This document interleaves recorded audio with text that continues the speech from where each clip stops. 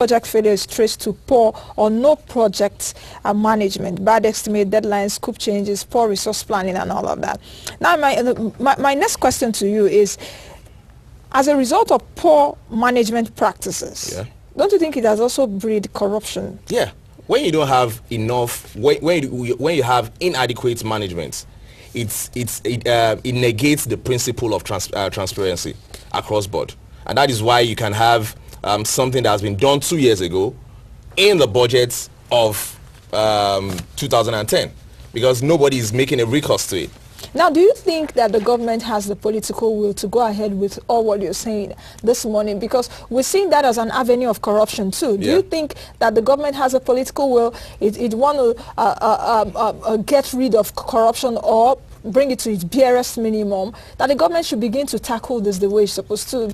Definitely, I think they have the political will. That has been demonstrated at the just concluded National Project Management Conference, which we're stunned by the presence of government. Are we talking about presence, or we're talking of walking the talk? Yesterday I went to this day town hall meeting. The minister of various ministers I'm not talking about presence, I'm talking about actions right now. For the first I can call for a conference now, the president could be here. And for the first time they were there.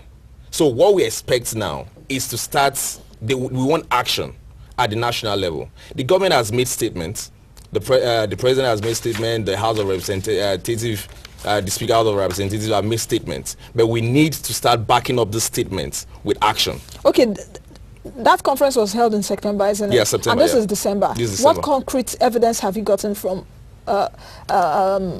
people that attended? Are you talking about from the government? Yes, from the government, yes. We've submitted our reports, which is being looked into right now, and the NPMS project is going on fine.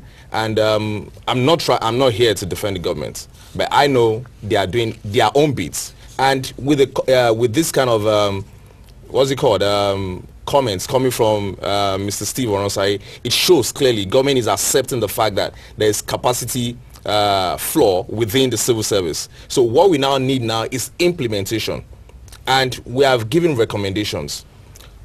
There should be project management offices across MDAs, not only at MDAs, at legislative level and even at state levels. So when you have this, little by little, the system is going to correct itself, but we need more political will to drive this vision, not just Vision 2020, but the projects Nigeria itself. Now, I'm just taking a look at, of course, the communique that was issued at the end of the National Project Management Conference. These are resolutions and the recommendations. Number one, there's a critical need for Nigeria to institutionalize project management solutions in her economic re-engineering process. I can't go through all of that. Number two, chief executives at the state and local government levels should support their legislators through capacity building on project management to perform their constitutional duties. When you come to the municipal part of government, I'm talking about the local government, it seems we'll see a kind of lackadaisical attitude. I would say that is like worse over there, and those are the people that are supposed to impact directly to the people, onto the citizens. So at the end of the day, what do we get? Because I'm looking at the resolution and recommendation. Fantastic, if it's imbibed, isn't it? If it is imbibed, If it is imbibed. So what do we do from here? We're still going to go on, with all these media campaigns, so that government should know that we're serious. We need things done, not to return money to the coffers, but we need development. Development is physical. It's something we can see. Benin Ore Road has been there for how many years? And we can all see the deterioration on the road. It shows that some monies have been allocated and nothing is being done. So but when you have a project management framework, at every point in time, flags will be raised, and we'll be able to monitor what level is any implementation, and we should be able to give feedback. And most importantly, closure is very, very important, because you realize that projects are not being closed in Nigeria. Is the worst thing, because somebody does a project, is not properly closed, and 2 years back, in another year or 2 years, somebody is allocating another set of resources for that same project. That is why we keep having elephant projects, abandoned projects, and all that. So when projects are properly closed, whether lack of, let's say... Don't you see that's where corruption comes in, yeah, actually? because so that you projects don't are really not have where closed. to allocate money to. We don't have a repository of projects being done in Nigeria. We need to start having a repo so that you know that at a particular point in time, if another government comes to power, can look at the repo and know how many projects are being done or are being completed or are ongoing, so that monies can be allocated for completion. And money are not even allocated again for the ones that have been done.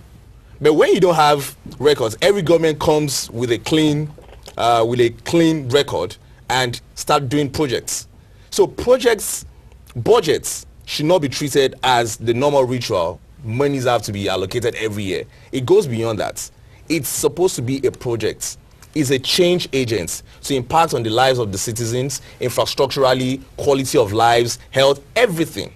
So that is what a project. Create jobs. Listening create jobs, yeah. to some ministers. We should know.